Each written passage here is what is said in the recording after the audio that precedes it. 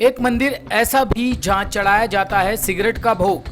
शाहजहांपुर। आज तक आपने ऐसे कई मंदिरों के बारे में सुना होगा जहां अलग अलग तरह के प्रसाद चढ़ते हैं, मगर आज हम उस मंदिर की बात करने जा रहे हैं जहां ऐसा प्रसाद चढ़ाया जाता है जिसके बारे में सुनकर आप शायद दंग रह जाएंगे। जी हां, क्या आपने कभी सपने में भी सोचा होगा कि किसी मंदिर में सिगरेट का प्रसाद चढ़ाया जाता हो? तो चलिए जानते हैं उस मंदिर के बारे में। जी हां, हम बात कर रहे हैं उत्तर प्रदेश के जनपद शाहजहांपुर के थाना रोजा के मंडी समिति में स्थित बेल बाबा जी के मंदिर की, जहां बेल बाबा जी को सिगरेट व चिलम का भोग लगाया जाता है। मंदिर की यह मान्यता है कि जो भी यहाँ सच्चे मन से बेल बाबा को सिगरेट व चिलम का भोग लगाता है तो स्वयं बेल बाबा उस सिगरेट व चिलम को पीते हैं और भक्तों की मनोकामना को पूर्ण करते हैं। आपको बता दें कि बेल बाबा जी का यह मंदिर 150 साल पुराना है। 150 साल पहले मंदिर की जगह पर कोई भी आबादी नहीं हुआ करती थी। मंदिर घने जंगलों के बीच में बना हुआ था। आपको बता दें कि यहाँ पर हर साल होली व दिवाली पर मेला भी लगता है, जहाँ पर काफी दूर दराज से भक्त लोग आकर बेल बाबा जी की पूजा करते हैं।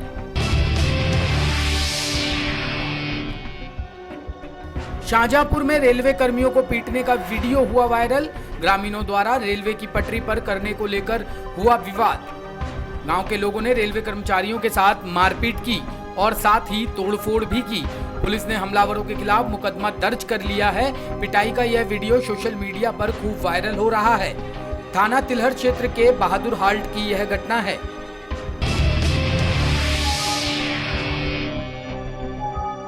प्रयागराज में पूर्व सांसद नंदलाल निषाद नंदा को लगातार मिल रही है जान से मारने की धमकी। पार्षद ने लगाई पुलिस से गुहार। प्रयागराज में एक प्रेस वार्ता के दौरान पत्रकारों को पूर्व पार्षद नंदलाल निषाद नंदा ने बताया कि उनकी राजनीतिक छवि खराब करने के लिए कुछ लोग उन पर मनगढ़ंत कहानी रच रहे हैं। कभी इनको भूमाफिया का नाम देते हैं तो कभी बालू माफिया का नाम। पत्रकार वार्ता करते हुए नंदा ने बताया कि मेरे ऊपर जो भी आरोप लगे हैं वह निराधार है। जो एफआईआर हुए हैं वह फर्जी है और उन पर जांच भी चल रही है। जिस जमीन पर कब्जे की बात की जा रही है वह एसडीएम द्वारा रिपोर्ट लगाई गई है जो कि मेरी है। नंदा ने कहा कि 2022 में मैं विधायकी की तैयारी कर रहा हूं। इसी के मद्देनजर मेरे ऊपर यह झूठे आरोप लगाकर मेरी राजनीतिक छवि को खराब किया जा रहा है।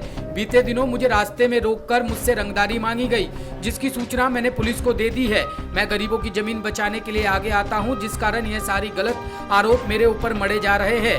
मैं इसकी जांच कराऊंगा और जो लोग मेरे छवि खराब करने में लगे हैं मैं उनके ऊपर कार्रवाई करने की मांग करता हूं।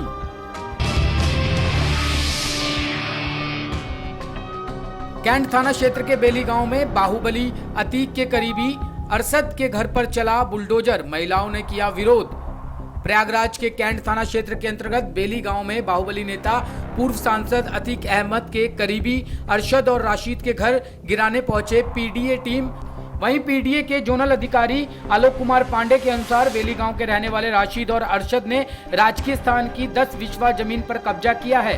पीडीए अधिकारियों के साथ राजस्व विभाग की टीम भी मौजूद थी। रशीद के परिवार ने पूछा कि बिना सूचना दिए आप इस निर्माण को कैसे गिरा सकते हैं। पीडीए के अधिकारियों ने बताया कि भवन को मानचित्र स्वीकृत नहीं है, जिसको गिराने का आदेश पारित हुआ है। हालांकि गिराने के दौरान इलाहाबाद विश्वविद्यालय की पूर्व छात्र संघ अध्यक्ष ऋचा सिंह समेत मोहल्ले की महिलाओं ने इसका विरोध किया। यही नहीं, जेसीबी के सामने धरने पर बैठ गए।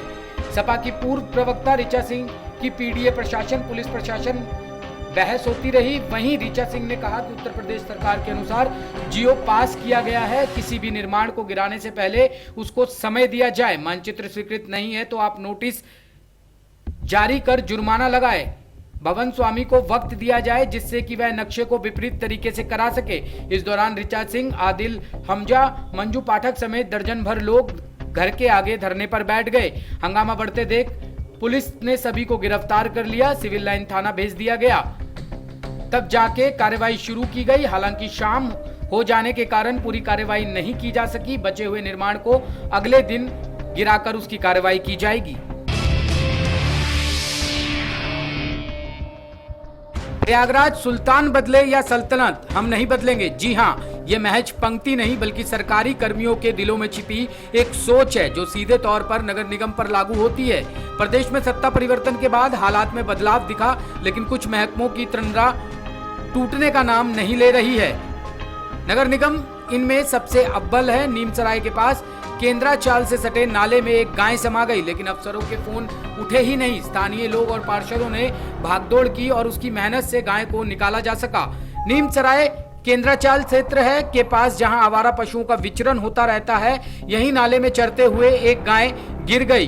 कूड़े अटे पड़े नाले में गाय गिरी तो आसपास के दुकानदार व कुछ राहगीर सक्रिय हुए और नगर निगम अफसरों को फोन मिलाना शुरू कर दिया। सुनीला देवी, अमरजीत सिंह, पप्पू सिंह समेत कई लोगों ने बताया कि नगर आयुक्त व नगर स्वास्थ्य अधिकारी को लगातार फोन मिलाए गए, लेकिन फोन रिसीव नहीं हुए। इसी दौरान पार्षद अमरजीत यादव भी पहुंचे और उन्होंने भी नगर निगम के अफसरों को फोन मिलाया, लेकिन फोन नहीं उठे। इस पर पार्षद ने थोड़ी दूरी पर कूड़ा उठाने के लिए आई जेसीबी को बुलाया।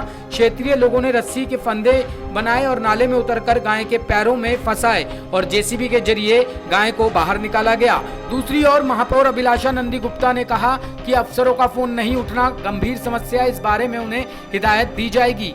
फिर भी नहीं सुधरे तो जिला प्रशासन व शासन के अफसरों की शिकायत की जाएगी।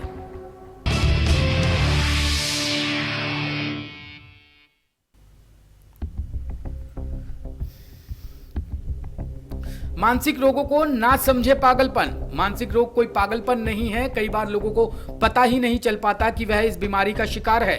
मानसिक रोग की शुरुआत होती है अवसाद से। आज की भागदौड़ की जिंदगी में लोगों में अवसाद बढ़ता जा रहा है। इसी का परिणाम है कि वर्ष 2000 तक अवसाद दुनिया की सबसे बड़ी बीमारी हो गई।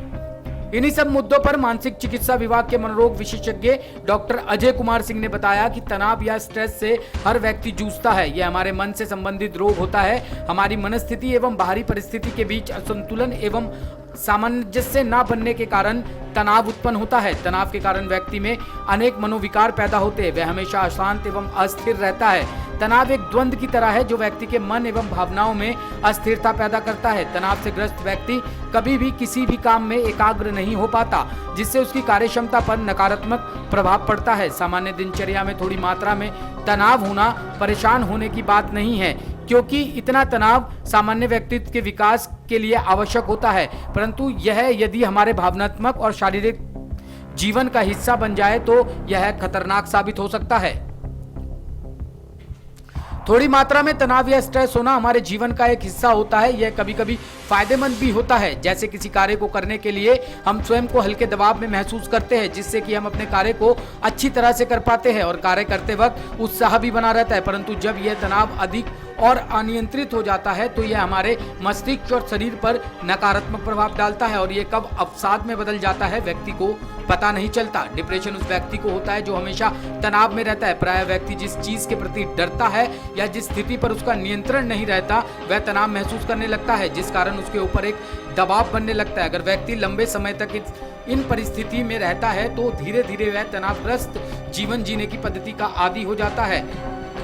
तब यदि उसे तनावग्रस्त स्थिति ना मिले तो वह इस बात से भी तनाव महसूस करने लगता है।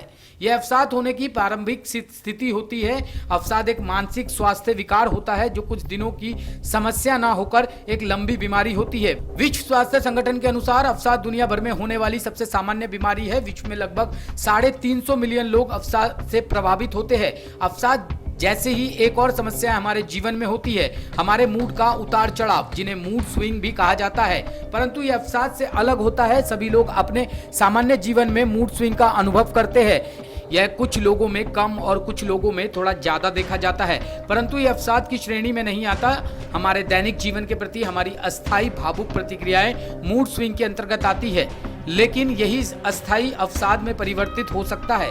अवसाद के कारण व्यक्ति में वजन बढ़ना जैसी समस्याएं हो सकती है। इसके थायराइड हार्मोन्स में आए असंतुलन के कारण व्यक्ति में थायराइड से संबंधित समस्याएं हो जाती है। अवसाद का लंबे समय तक चलना एक गंभीर समस्या है। अवसाद से ग्रस्त धीरे धीरे समाज से कट जाते हैं एवं उनके दिमाग में आत्महत्या जैसे विचार आने लगते हैं। अवसाद के कारण व्यक्ति गंभीर बीमारियों से भी घिर सकता है, क्योंकि अवसाद में व्यक्ति के शरीर में गंभीर हार्मोनल असंतुलन हो जाता है, जिस कारण उसे भूख अधिक लगना या बिल्कुल न लगना, विभिन्न तरह के अस्वस्थ खाद्य पदार्थों के प्रति रुचि उत्पन्न होना, यह लक्षण दिखाई देते हैं। व्यक्ति का पाचन तंत्र भी खराब रहता है और उसे कब्ज जैसी समस्याएं भी होती रहती है। इसके अलावा वजन बढ़ना अवसाद के रोगी की एक आम समस्या है। अवसाद से जुड़ी सबसे गंभीर बीमारी साइकोटिक डिप्रेशन होता है। यह अवसाद के गंभीर रूप से जुड़ी एक प्रकार की मनोविकृति है जो साइकोटिक डिप्रेशन के नाम से जानी जाती है। यह बहुत ही कम लोगों में तथा अवसाद की गंभीर अवस्था में पाया जाता है। साइकोटिक डिप्रेशन में लोगों को खुद ही ऐसी आवाजें सुनाई देती है कि वह किसी काम के नहीं है या असफल है। रोगी को ऐसा लगता है कि वह खुद अपने विचारों को सुन सकता है। वह हमेशा अपने बारे में नकारात्मक विचार सुनता रहता है और वह व्यक्ति वैसे ही कार्य करने लगता है।